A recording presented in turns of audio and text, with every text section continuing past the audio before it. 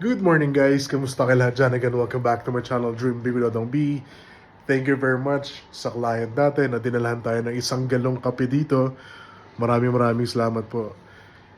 Yun pala guys, no, there's so many changes right now sa immigration. Sigurado na alam nyo na yung mga nangyayari. And what is really alarming o medyo nakakalungkot is pati yung mga foreign workers natin dito, as per the changes, uh, hindi na nila pwedeng dalhin yung mga spouses nila. Hindi pa natin alam kung kailan mag-effect yon. But if you are a worker under a closed work permit, tapos you want to explore on how to bring your spouses and family over, let us know guys.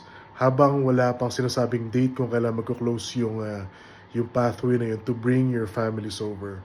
So again, kung andito ka sa Canada, nagtatrabaho ka, and then you're planning to bring your spouse, let us know. Syempre, hindi lahat ng mga workers is pwedeng sponsoran yung mga spouses nila.